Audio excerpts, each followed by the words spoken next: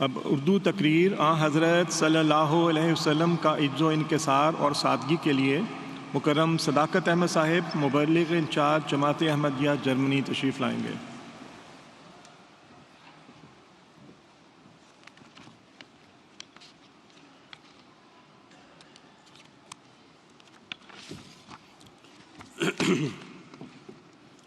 اشہد ان لا الہ الا اللہ وحدہ لا شریک لہ واشہد ان محمدا عبدہ ورسولہ اما بعد فاعوذ باللہ من الشیطان الرجیم بسم اللہ الرحمن الرحیم وَإِنَّكَ لَعَلَىٰ خُلُقٍ عَظِيمٍ۔ اے نبی صلی اللہ علیہ وآلہ وسلم، تو عظیم اخلاق پر قائم ہے۔ سامعین کرام، خاکسار کی تقریر کا موضوع ہے حضرت صلی اللہ علیہ وآلہ وسلم کا عجز و انکسار اور سادگی۔ ہمارے پیارے آقا حضرت محمد مصطفیٰ صلی اللہ علیہ وآلہ وسلم کا مقام بہت بلند ہے۔ آپ کو خاتم النبیین اور رحمت للعالمین کے خطابات سے نوازا گیا۔ آپ کے اعلیٰ و عرفہ مقام کو اللہ تعالیٰ نے ایک حدیث قدسی میں یوں بیان فرمایا ہے، لولاک لما خلقت الافلاک، یعنی اگر آپ صلی اللہ علیہ وآلہ وسلم کو پیدا کرنا مقصود نہ ہوتا تو میں یہ کائنات ہی پیدا نہ کرتا۔ آپ اللہ تعالیٰ کی صفات کے مظہر عتم تھے، اور آپ کے ہاتھ کو اللہ تعالیٰ نے اپنا ہاتھ قرار دیا، اور آپ کی اتباع کو اپنی محبت کے حصول کا ذریعہ بتایا۔ آپ کو شفاعت کا حق دیا گیا، اور قیامت کے دن آپ صلی اللہ علیہ وآلہ وسلم کا تخت سب انبیاء کے تختوں سے اونچا بچھایا جائے گا۔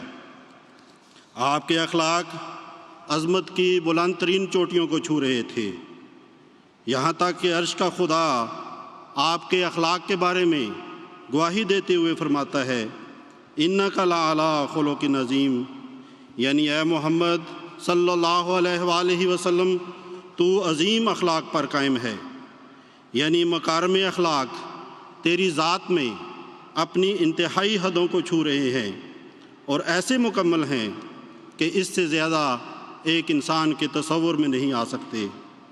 یہی وجہ ہے کہ اللہ تعالیٰ نے آپ کو اسوہ حسنہ قرار دیتے ہوئے فرمایا، لَقَدْ كَانَ لَكُمْ فِي رَسُولِ اللَّهِ أُسْوَةٌ حَسَنَةٌ، یعنی یقیناً تمہارے لیے اللہ تعالیٰ کے رسول میں بہترین نمونہ ہے۔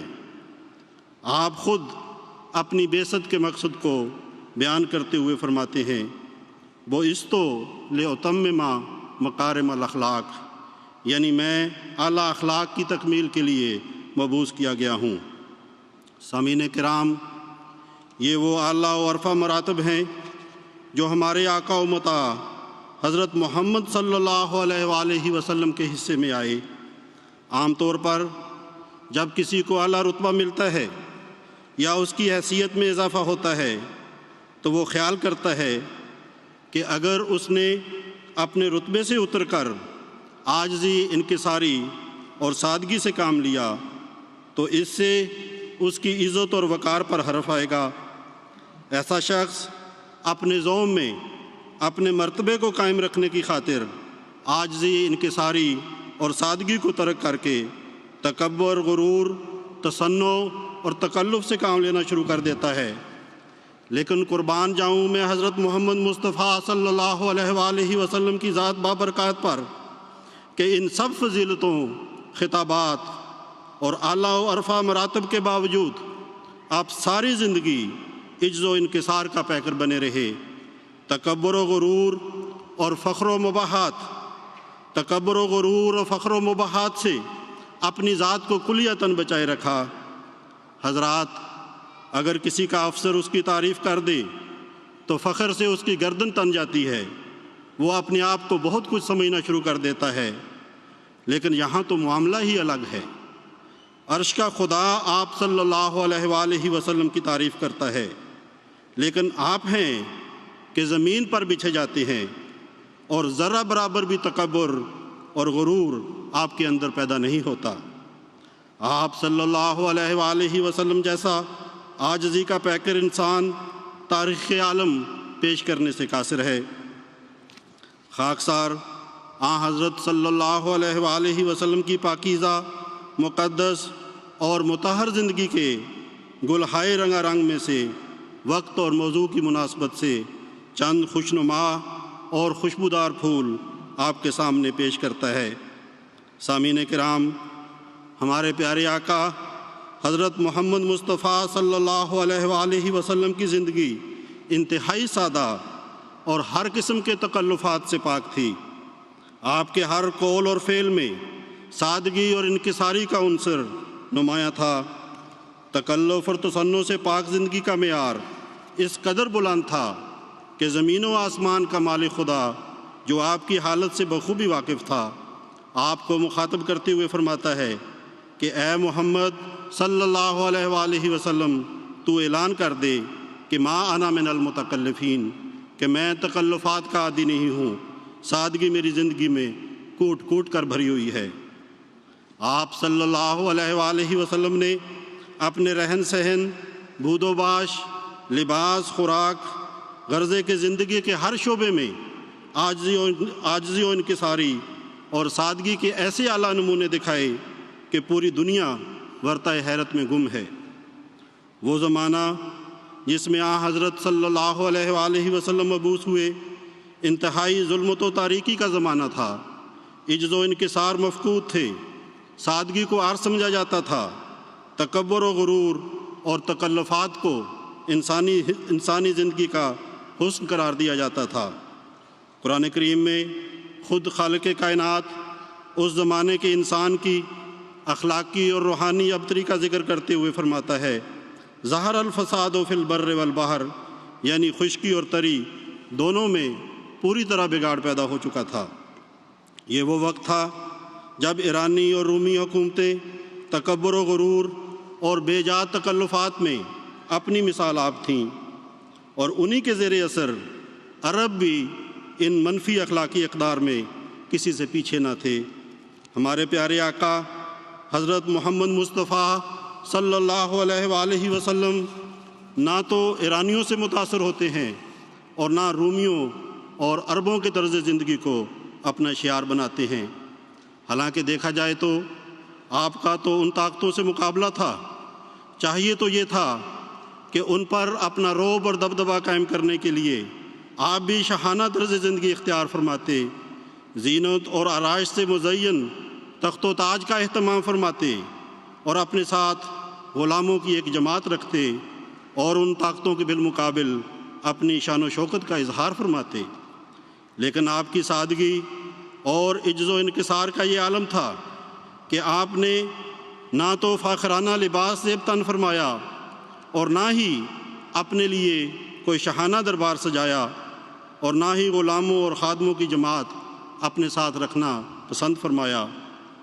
آپ صلی اللہ علیہ وآلہ وسلم کی اپنی گواہی ہے کہ میں تو ایک سادہ انسان ہوں، عام لوگوں کی طرح کھاتا پیتا اور اٹھتا بیٹھتا ہوں۔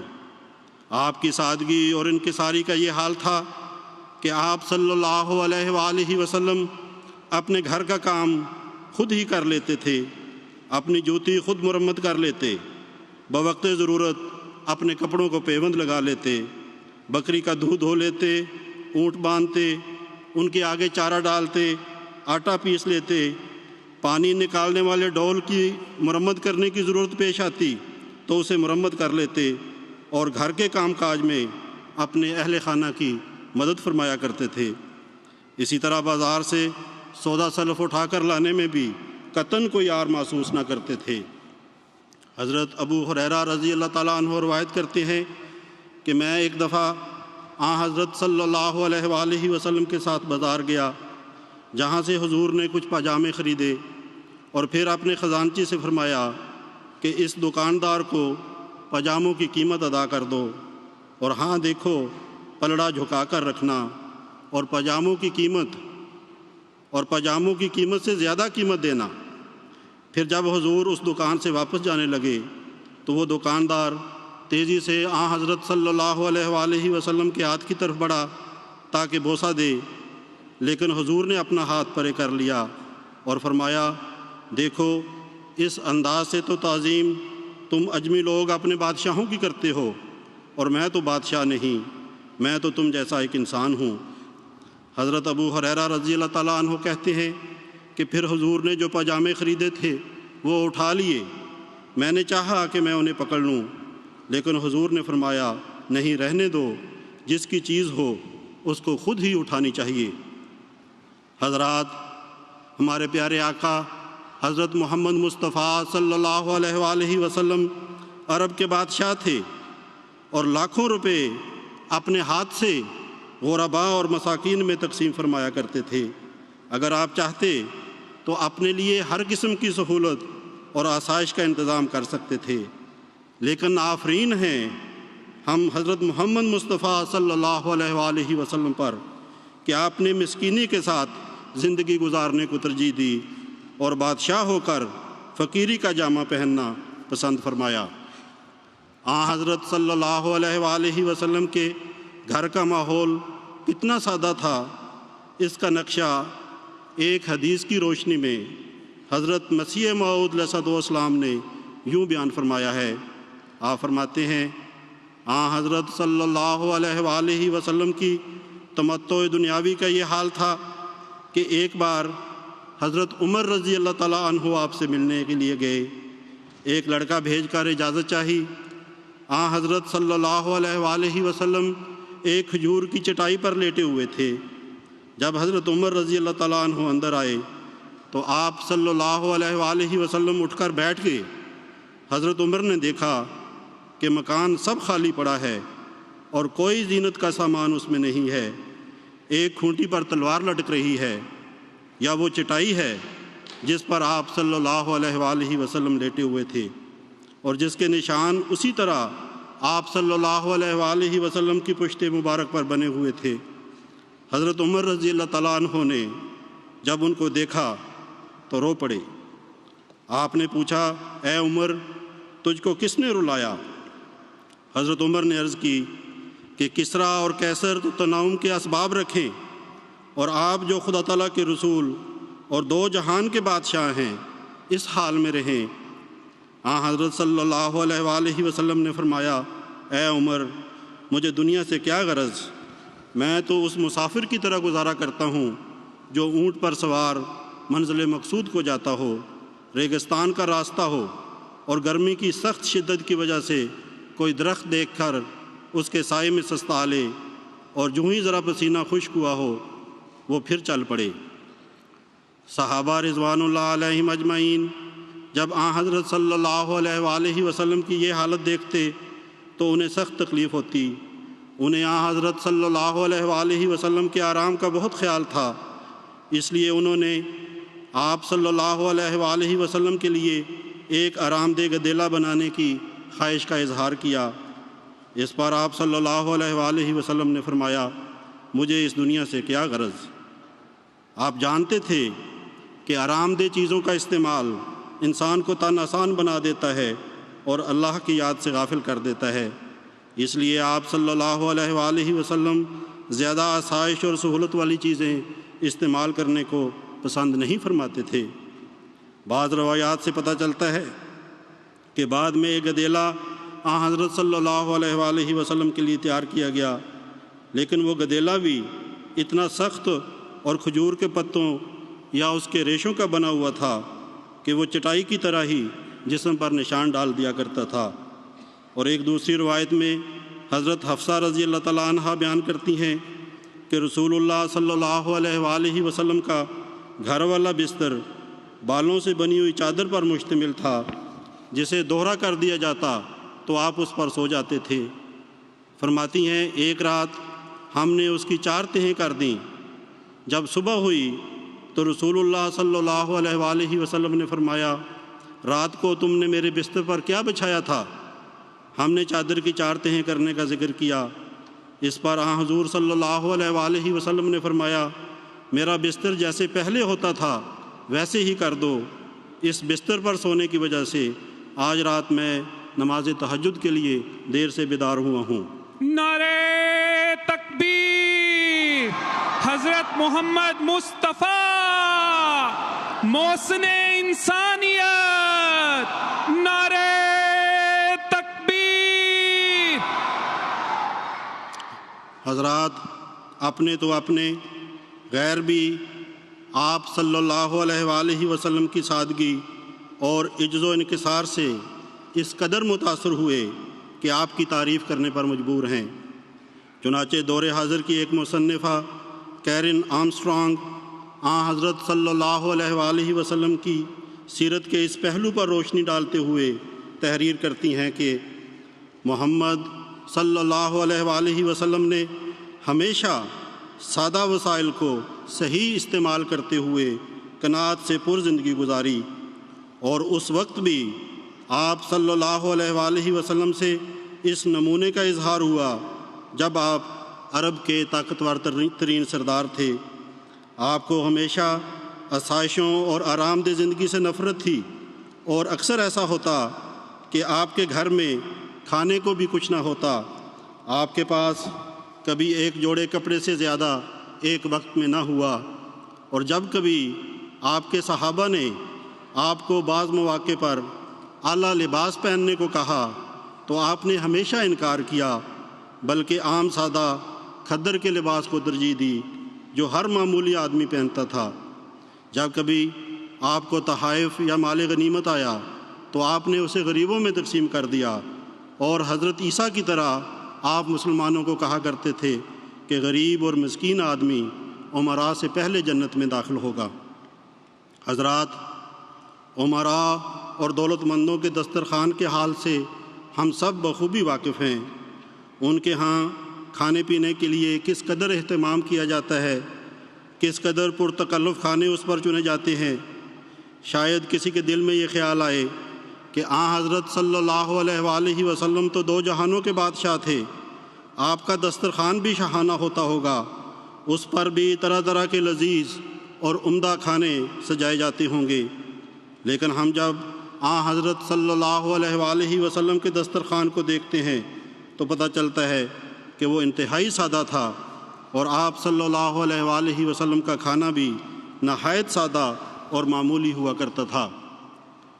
حضرت عائشہ رضی اللہ تعالیٰ عنہ نے ایک دفعہ اپنے بھانجے حضرت عروہ رضی اللہ تعالیٰ عنہ سے فرمایا کہ 2 3 ماہ گزر جایا کرتے تھے مگر ہمارے گھر میں آگ نہ جلتی تھی۔ حضرت عروہ نے عرض کی کہ پھر آپ لوگ کھاتے کیا تھے؟ حضرت عائشہ رضی اللہ تعالیٰ عنہ نے جواب دیا کہ کھجور اور پانی پر گزارا کر لیا کرتے تھے۔ ہمسائیگی میں رہنے والے انصاری صحابی حضرت صلی اللہ علیہ وآلہ وسلم کو دودھ ہدیہ کے طور پر دیتے تو وہ آپ صلی اللہ علیہ وآلہ وسلم اپنے گھر والوں کو پلا دیتے۔ حضرات، ہو سکتا ہے کہ اس روایت سے کسی کو یہ شبہ ہو کہ شاید آپ صلی اللہ علیہ وآلہ وسلم کے یہ حالات غربت کے زمانے میں ہوں گے۔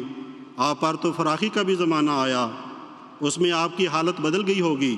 سامعین کرام، آپ صلی اللہ علیہ وآلہ وسلم کی یہ حالت چند مہینوں اور سالوں پر محیط نہ تھی، بلکہ زندگی کی آخری سانس تک آپ صلی اللہ علیہ وآلہ وسلم کی یہی کیفیت رہی۔ حکومت اور فراخی کے دور میں بھی آپ کی زندگی میں کوئی تغیر نہ آیا۔ حضرت عائشہ رضی اللہ تعالیٰ عنہ بیان فرماتی ہیں کہ مدینے میں آنے کے بعد سے لے کر وفات تک کبھی ایسا نہیں ہوا کہ حضرت صلی اللہ علیہ وآلہ وسلم کے اہل و عیال نے 3 دن متواتر گیہوں کی روٹی پیٹ بھر کر کھائی ہو۔ فراخی کے زمانے میں حضرت صلی اللہ علیہ وآلہ وسلم کو سب کچھ میسر تھا۔ پر تکلف دسترخوان کا بندوبست کرنا آپ کے لیے چنداں مشکل نہ تھا، لیکن مقدرت کے باوجود آپ کی قناعت اور سادگی کا یہ حال تھا کہ کبھی کھجور اور پانی سے اپنی بھوک مٹا لیتے ہیں، کبھی جو کی روٹی کھا کر گزارا کرتے ہیں، اور کبھی گیہوں کی روٹی کھا لیتے ہیں، اور وہ بھی بے چنے آٹے کی ہوا کرتی تھی۔ حضرت سہل بن سعد رضی اللہ تعالیٰ عنہ بیان کرتے ہیں کہ جب سے اللہ تعالیٰ نے آپ صلی اللہ علیہ وآلہ وسلم کو نبی بنایا، اس وقت سے لے کر وفات تک آپ صلی اللہ علیہ وآلہ وسلم نے چھنا ہوا آٹا نہیں دیکھا۔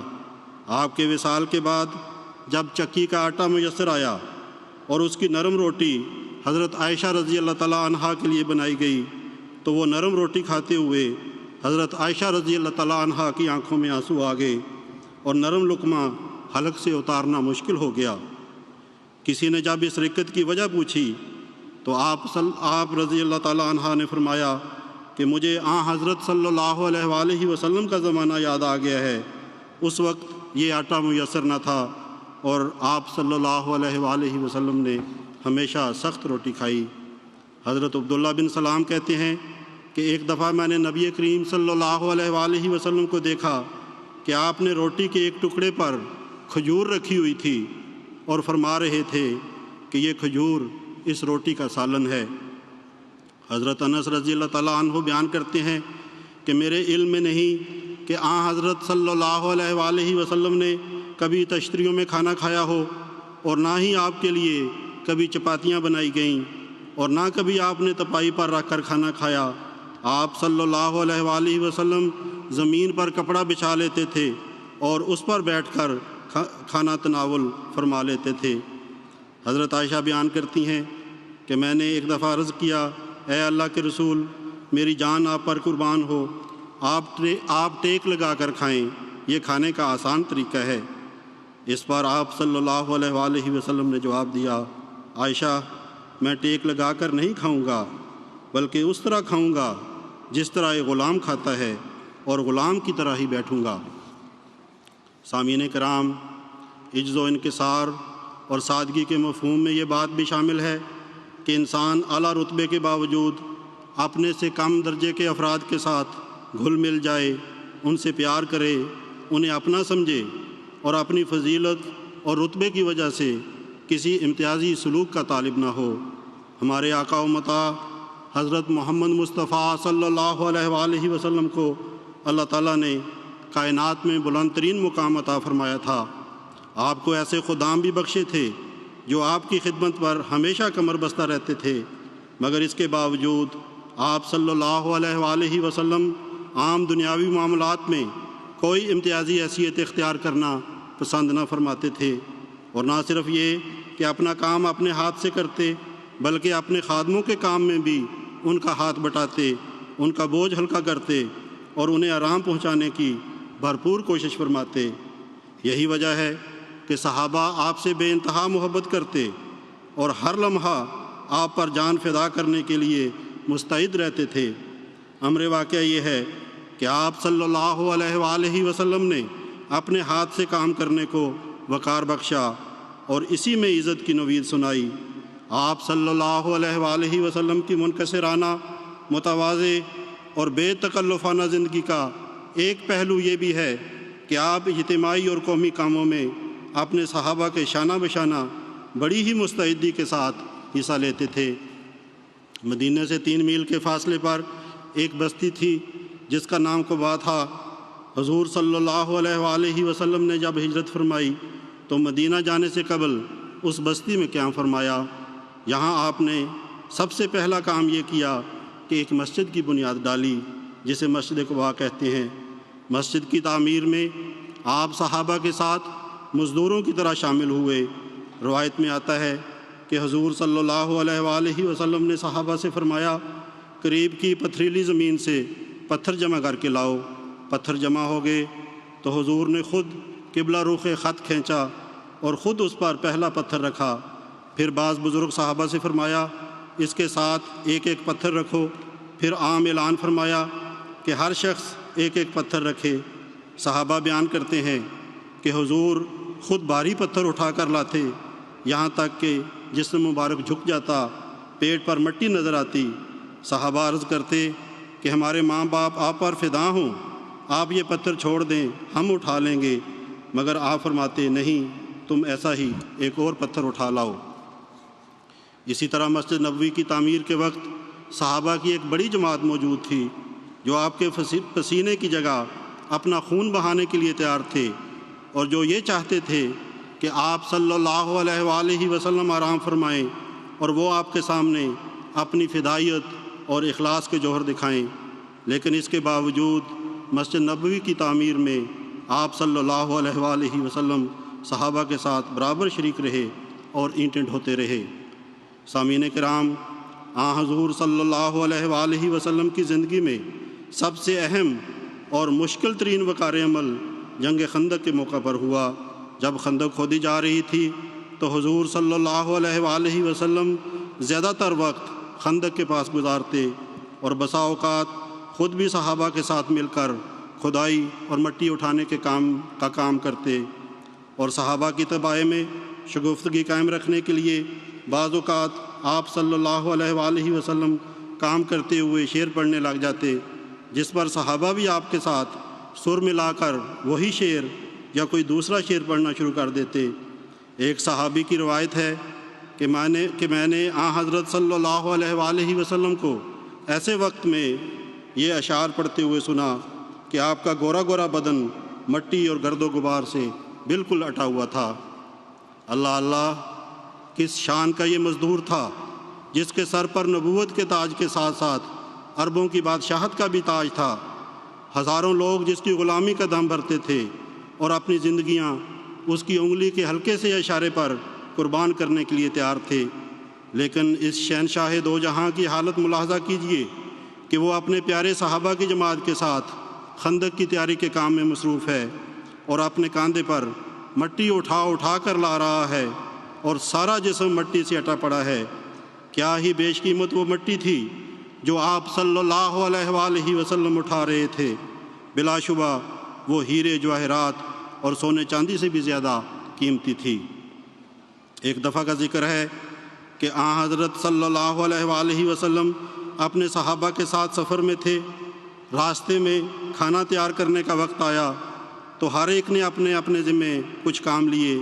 کسی نے بکری ذبح کرنے کا کام لیا، کسی نے کھال اتارنے کا کام لیا، کسی نے کھانا پکانے کا۔ اس پر حضرت صلی اللہ علیہ وآلہ وسلم نے فرمایا، میں جنگل سے لکڑیاں لے آؤں گا۔ صحابہ نے عرض کیا کہ ہم کافی ہیں، ہم لے آتے ہیں، آپ کیوں تکلیف کرتے ہیں؟ تو آپ نے فرمایا، میں جانتا ہوں، لیکن میں یہ امتیاز پسند نہیں کرتا، کیونکہ اللہ تعالیٰ اس شخص کو ناپسند کرتا ہے جو اپنے ساتھیوں میں امتیازی شان کے ساتھ رہنا چاہتا ہے۔ حضرت عقبہ بن عامر جہنی ایک مرتبہ حضرت صلی اللہ علیہ وآلہ وسلم کے ساتھ سفر میں تھے۔ حضور صلی اللہ علیہ وآلہ وسلم نے اپنی سواری بٹھا دی اور اتر کر فرمایا کہ اب تم سوار ہو جاؤ۔ غلام نے عرض کیا، یا رسول اللہ، یہ کیسے ممکن ہے کہ میں آپ کی سواری پر سوار ہو جاؤں اور آپ پیدل چلیں؟ حضور صلی اللہ علیہ وآلہ وسلم نے پھر وہی ارشاد فرمایا تو حضرت عقبہ بن عامر کی طرف سے وہی جواب ملا۔ حضور نے پھر اصرار فرمایا تو اطاعت کے خیال سے سواری پر سوار ہو گئے، اور حضور صلی اللہ علیہ وآلہ وسلم نے سواری کی باگ پکڑ کر اس کو چلانا شروع کر دیا۔ صحابہ کے ساتھ سلوک اور برتاؤ کے حوالے سے عجز و انکسار اور سادگی کی کیسی شاندار تصویر ہے جو حضرت صلی اللہ علیہ وآلہ وسلم کی ذات میں نمایاں طور پر نظر آتی ہے۔ حضرات، اسی طرح آپ صلی اللہ علیہ وآلہ وسلم کا لباس بھی بہت ہی سادہ ہوا کرتا تھا۔ کھدر کا لباس پہنتے، اس پر بھی جگہ جگہ پیوند لگے ہوتے تھے۔ حضرت ابو بزدہ بیان کرتے ہیں کہ ایک دفعہ حضرت عائشہ رضی اللہ تعالیٰ عنہا نے ہمیں حضرت صلی اللہ علیہ وآلہ وسلم کی موٹی کھدر کی چادر اور تہمد نکال کر دکھائے اور کہا کہ حضور صلی اللہ علیہ وآلہ وسلم نے وفات کے وقت یہ کپڑے پہن رکھے تھے۔ حضرت صلی اللہ علیہ وآلہ وسلم حکومتی سربراہ تھے، اور حکومتی سربراہ ہونے کے باوجود آپ صلی اللہ علیہ وآلہ وسلم حکومتی معاملات کسی دربار یا تخت پر بیٹھ کر نہیں چلایا کرتے تھے، بلکہ مسجد نبوی ہی آپ صلی اللہ علیہ وآلہ وسلم کا تخت اور دربار تھا۔ اگر سفر پر ہوتے تو جو جگہ بھی میسر آ جاتی وہیں دربار لگ جاتا، لیکن اس سادگی اور انکساری کے باوجود آپ صلی اللہ علیہ وآلہ وسلم کے دربار کا رعب لوگوں کے دلوں پر دنیاوی بادشاہوں کے درباروں سے کہیں زیادہ تھا۔ یہ روب خداداد تھا اور اس کا حسن عاجزی اور سادگی میں ہی پنہاں تھا۔ حضرت ابو مسعود رضی اللہ تعالیٰ عنہ سے روایت ہے کہ رسول اللہ صلی اللہ علیہ وآلہ وسلم کے پاس ایک شخص آیا۔ جب اس نے آپ صلی اللہ علیہ وآلہ وسلم سے بات کرنا شروع کی تو وہ تھر تھر کانپنے لگا۔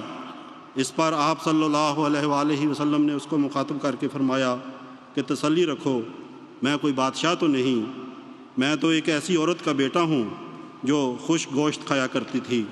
نعرہ تکبیر! حضرت محمد مصطفیٰ محسن انسانیت رحمت للعالمین، نعرہ تکبیر! حضرات، حضرت صلی اللہ علیہ وآلہ وسلم کا مقام اگرچہ سب انبیاء سے افضل تھا، لیکن اس کے باوجود آپ یہ پسند نہیں فرمایا کرتے تھے کہ آپ کی دوسرے انبیاء پر فضیلت کا اظہار کیا جائے۔ اسی طرح آپ اپنی تعریف میں مبالغے کو بھی پسند نہیں فرماتے تھے۔ حضرت ابن عباس رضی اللہ تعالیٰ عنہما حضرت عمر رضی اللہ تعالیٰ عنہ کے حوالے سے بیان کرتے ہیں کہ انہوں نے نبی کریم صلی اللہ علیہ وآلہ وسلم کو یہ فرماتے ہوئے سنا کہ میری تعریف و تعظیم میں اس طرح مبالغہ نہ کرنا جس طرح نصارہ نے ابن مریم کے حق میں کیا۔ فرمایا میں تو صرف اللہ کا بندہ ہوں، اس لیے فقولوا عبد اللہ و رسولہ، مجھے اللہ تعالیٰ کا بندہ اور اس کا رسول ہی کہنا۔ ایک دفعہ کسی نے حضرت صلی اللہ علیہ وآلہ وسلم کو یا خیر البریہ یعنی اے مخلوق میں سے بہترین کے الفاظ سے پکارا تو آپ نے فرمایا وہ تو ابراہیم علیہ السلام تھے۔ اسی طرح ایک دفعہ ایک مسلمان کا ایک یہودی سے جھگڑا ہو گیا۔ یہودی حضرت موسیٰ علیہ السلام کو تمام انبیاء سے افضل قرار دے رہا تھا، جبکہ مسلمان رسول اللہ صلی اللہ علیہ وآلہ وسلم کی تمام انبیاء پر فضیلت کا قائل تھا۔ غصے میں مسلمان نے یہودی کو تھپڑ دے مارا۔ یہودی یہ مقدمہ لے کر حضرت صلی اللہ علیہ وآلہ وسلم کے پاس آیا۔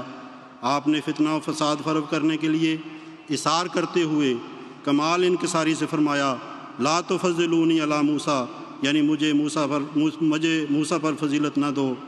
حالانکہ آپ جانتے تھے کہ آپ کو اللہ تعالیٰ نے تمام انبیاء پر فضیلت دی ہے اور آپ ان کے سردار ہیں، لیکن کیسا انکسار ہے جس کا مظاہرہ آپ صلی اللہ علیہ وآلہ وسلم نے یہودی کا دل رکھنے کے لیے کیا۔ آپ کے اس خلق کے بارے میں حضرت خلیفۃ المسیح الخامس اید اللہ تعالیٰ بنصر العزیز فرماتے ہیں، آپ نے اپنے زبردست مقام کے بارے میں اعلان فرمایا ہے انا سید ولد آدم ولا فخرا، یعنی پہلی بات تو یہ کہ انا سید ولد آدم، اور پھر ساتھ ہی عاجزی کا ایسا اعلیٰ نمونہ دکھایا ہے کہ پھر فرما رہے ہیں ولا فخرا کہ تمام بنی آدم کا سردار ہوں، اور یہ بہت بڑا اعلان ہے، لیکن عاجزی کی انتہا کہ مگر کوئی فخر نہیں کرتا، اس میں مجھے کوئی فخر نہیں ہے۔ سامعین کرام، ہمارے آقا و مطاع حضرت محمد مصطفیٰ صلی اللہ علیہ وآلہ وسلم کے عجز و انکسار اور سادگی کی عجیب ہی شان ہے جس کا نظارہ چشم فلک نے فتح مکہ کے موقع پر کیا۔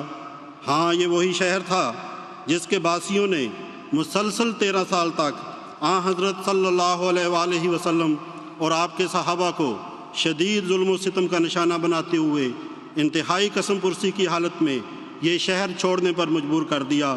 ان پر جنگیں مسلط کیں، ظالمانہ اور صفاقانہ کارروائیاں کرتے ہوئے ان کے پیاروں کو موت کی نیند سلا دیا۔ آج کے دن آپ 10,000 قدوسیوں کے جلوہ میں فاتحانہ شان سے مکہ میں داخل ہو رہے تھے۔ یہ دن آپ کے لیے بہت خوشی، مسرت اور عظمت کے اظہار کا دن تھا۔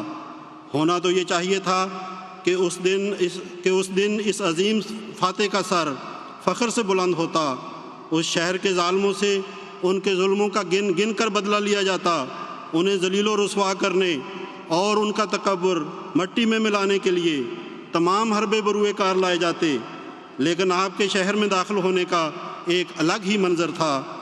جب سے یہ دنیا بنی ہے کبھی کوئی فاتح اس طرح مفتوح علاقے میں داخل نہیں ہوا۔ اہل مکہ نے عجیب نظارہ دیکھا کہ وہ عظیم فاتح اس غیر معمولی فتح کے دن نہ تو اپنے جانی دشمنوں کی گردنیں اڑاتا ہے اور نہ ہی اس کی طرف سے کسی قسم کے تکبر اور غرور کا اظہار ہوتا ہے، بلکہ اس کے برعکس مکے میں داخلے کے وقت خدائے واحد کے حضور آپ کا سر عجز و انکسار اور شکر کے جذبات کے ساتھ اس قدر جھکتا چلا جا رہا تھا کہ اونٹ کے کجاوے کو چھو رہا تھا، اور آپ صلی اللہ علیہ وآلہ وسلم اس عظیم فتح کی خوشی پر اللہ تعالیٰ کی حمد و ثنا میں مشغول تھے، اور آپ کی زبان مبارک پر یہ فکرہ جاری تھا، اللہم لا عیشہ الا عیش الآخرہ، کہ اے اللہ اصل زندگی تو آخرت کی زندگی ہے، دنیا کی فتوحات کی کیا حقیقت۔ حضرات، فاتحین جب کوئی علاقہ فتح کرتے ہیں تو اس کی خوشی میں جشن مناتے ہیں، لذیذ اور پرتکلف کھانے بنائے جاتے ہیں، لیکن آپ صلی اللہ علیہ وآلہ وسلم کی سادگی اور بے نفسی کا حال یہ تھا کہ اس عظیم فتح والے دن آپ صلی اللہ علیہ وآلہ وسلم نے اس طرح کا کوئی اہتمام نہ فرمایا۔ سامعین کرام، آئیے دیکھتے ہیں کہ اس دن آپ صلی اللہ علیہ وآلہ وسلم کا اپنا کھانا کیا تھا۔ دوپہر کا وقت تھا جب وہ مقدس وجود جس کی خاطر یہ کائنات تخلیق ہوئی، جس کی برکت سے ہم کئی قسم کی نعمات سے متمتع ہو رہے ہیں، جب بھوک محسوس کرتا ہے تو اپنی چچا زاد بہن حضرت ام ہانی کے ہاں تشریف لے جاتا ہے اور فرماتا ہے، اے میری بہن، کھانے کو کچھ ہے۔ بہن کے پاس اس عظیم فاتح کو پیش کرنے کے لیے اس وقت سوائے خشک روٹی کے چند ٹکڑوں کے اور کچھ نہیں تھا۔ آپ اس روٹی کے ٹکڑوں کو پانی میں بھگو لیتے ہیں، تھوڑا سا اس کے اوپر نمک ڈال لیتے ہیں اور اس کو سرکے کے ساتھ کھاتے جاتے ہیں، اور ساتھ ساتھ خدا کا شکر بجا لاتے ہیں اور فرماتے ہیں کہ ام ہانی، سرکہ کتنا ہی عمدہ سالن ہے۔ نبی کریم صلی اللہ علیہ وآلہ وسلم کی عاجزی کی ایک اور مثال ملاحظہ کیجئے کہ حجۃ الوداع کے موقع پر عرفات کی شام اللہ تعالیٰ کے حضور عاجزانہ مناجات کرتے ہوئے عرض کرتے ہیں، اے اللہ، تو میری باتوں کو سنتا ہے، میرے حال کو دیکھتا ہے، میری پوشیدہ باتوں اور ظاہر امور سے تو خوب واقف ہے، میرا کوئی بھی معاملہ تجھ پر مخفی نہیں ہے، میں ایک بدحال فقیر و محتاج ہی تو ہوں، تیری مدد اور پناہ کا طالب، سہما اور ڈرا ہوا، اپنے گناہوں کا اقراری اور معترف ہو کر تیرے پاس چلا آیا ہوں۔ میں تجھ سے عاجز مسکین کی طرح سوال کرتا ہوں، ہاں تیرے حضور میں ایک ذلیل گنہگار کی طرح داری کرتا ہوں، ایک اندھے نابینے کی طرح ٹھوکروں سے خوف زدہ تجھ سے دعا کرتا ہوں، میری گردن تیرے آگے جھکی ہوئی ہے اور میرے آنسو تیرے حضور بہہ رہے ہیں، میرا جسم تیرا مطیع ہو کر سجدے میں گرا پڑا ہے اور ناک خاک آلودہ ہے۔ اے اللہ، مجھے اپنے حضور دعا کرنے میں بدبخت نہ ٹھہرا دینا اور میرے ساتھ مہربانی اور رحم کا سلوک فرمانا۔ اے وہ جو سب سے بڑھ کر التجاؤں کو قبول کرتا اور سب سے بہتر عطا فرمانے والا ہے، میری دعا قبول کر لینا۔ سامعین کرام، عجز و انکسار اور سادگی ایسے اوصاف ہیں جو خدا تعالیٰ کی نگاہ میں بہت ہی پسندیدہ ہیں، یہ خدا کے قریب کرتے ہیں۔ ہمارے آقا حضرت محمد مصطفیٰ صلی اللہ علیہ وآلہ وسلم نے عاجزی کرنے والوں کو بشارت دیتے ہوئے فرمایا، اذا تواضع العبد رفعہ اللہ الی السماء سابعہ، کہ جب اللہ تعالیٰ کا بندہ عاجزی اختیار کرتا ہے تو اللہ تعالیٰ اس کے درجات کو اس قدر بڑھاتا ہے کہ اس کا رفع 7ویں آسمان تک کرتا ہے۔ اس کے برعکس تکبر کرنے والوں کو متنبع کرتے ہوئے آپ صلی اللہ علیہ وآلہ وسلم نے فرمایا کہ تکبر درجات میں کمی کرتے کرتے انسان کو اسفل السافلین میں گرا دیتا ہے۔ خدائے رحمان سورہ الفرقان میں اپنے بندوں کی ایک علامت یہ بیان فرماتا ہے کہ یمشون علی الارض ہونا، کہ وہ زمین پر عاجزی، انکساری اور فروتنی کے ساتھ چلتے ہیں۔ پس اگر ہم یہ چاہتے ہیں کہ خدا کے مقرب اور پیارے بندوں میں ہمارا شمار ہو، اگر ہم یہ چاہتے ہیں کہ خدائے ذوالجلال کے دربار میں ہم قبول کیے جائیں، اگر ہم چاہتے ہیں کہ ہم خدائے رحمان کے بندے کہلائیں، تو پھر ہمیں حضرت صلی اللہ علیہ وآلہ وسلم کی اتباع میں عجز و انکسار اور سادگی کو اپنا شعار بنانا ہوگا۔ اپنی زندگیوں کو ان پھولوں سے مزین کرنا ہوگا جن سے ہمارے پیارے آقا حضرت محمد مصطفیٰ صلی اللہ علیہ وآلہ وسلم کی مقدس حیات مزین تھی، اور جو خاکسار نے آپ کے سامنے آپ صلی اللہ علیہ وآلہ وسلم کی سیرت طیبہ کے گلدستے سے ابھی پیش کیے ہیں۔ انہی خوبصورت پھولوں کی خوشگوار خوشبو سے ہمیں اپنی گفتار، کردار اور اخلاق کو معطر کرنا ہوگا اور اسی کو اپنی زندگی کے سانسوں میں بسانا ہوگا۔ خاکسار اپنی تقریر کو حضرت امیر المومنین حضرت خلیفۃ المسیح الخامس اید اللہ تعالیٰ بنصر العزیز کی ایک نصیحت پر ختم کرتا ہے۔ آپ فرماتے ہیں، تم عاجزی دکھانے والے تب شمار کیے جاؤ گے اور اللہ تعالیٰ کے فضلوں کو حاصل کرنے والے تب ہوگے جب تم اپنے سے نفرت کرنے والوں سے بھی محبت کرو، جب ضرورت ہو تو ان کے کام آؤ، ان کے لیے دعا کرو اور پھر دوسروں کی غلطیوں کو معاف کرنے والے بنو۔ غلطیوں کی وجہ سے کسی کے پیچھے نہ پڑ جاؤ، ان کی تشہیر نہ کرتے پھرو، کسی کی غلطی کو دیکھ کر دوسروں کو بتاتے نہ پھرو، بلکہ پردہ پوشی کی بھی عادت ڈالو۔ اپنے دل کو ٹٹولتے رہو، اس کو پاک رکھنے کی کوشش کرو، اپنا خود محاسبہ کرتے رہو۔ کسی کے لیے بھی دل میں کینہ، نفرت، بغض، حسد وغیرہ نہ ہو، کیونکہ اگر یہ چیزیں دل میں ہیں تو اس کا مطلب یہی ہے کہ دل بڑائی اور تکبر سے بھرا ہوا ہے اور اس میں عاجزی نہیں ہے۔ پھر کسی کو اپنی باتوں سے دکھ نہ دو اور ہر ایک کی عزت کرو، چاہے کوئی غریب ہو، فقیر ہو، کم طاقت کا ہو یا ماتحت ہو یا غلام ہو یا ملازم ہو، سب کی عزت کرو۔ پھر سلام کہنے کی عادت ڈالو، اس سے بھی معاشرے میں محبت اور بھائی چارے کی فضا پیدا ہوتی ہے اور عاجزی اور انکساری میں بڑھنے کے مواقع پیدا ہوتے ہیں، اپنے اندر بھی اور دوسرے ماحول میں بھی۔ فرمایا یہ کام بہت مشکل ہے اور یہ تب ہی کر سکتے ہو جب گویا کہ اپنے آپ کو مار لیا، اپنے نفس کو بالکل ختم کر دیا۔ یہ اللہ تعالیٰ کے فضل کے بغیر نہیں ہو سکتا، اس لیے ہمیشہ اس کا فضل مانگتے رہو، اس کے سامنے جھکے رہو اور دعائیں کرتے رہو۔ اللہ تعالیٰ ہمیں عاجزی اور انکساری کے اعلیٰ معیار قائم کرنے کی توفیق عطا فرمائے۔ خطبہ جمعہ فرمودہ 2 جنوری 2004۔ وآخر دعوانا ان الحمد للہ رب العالمین۔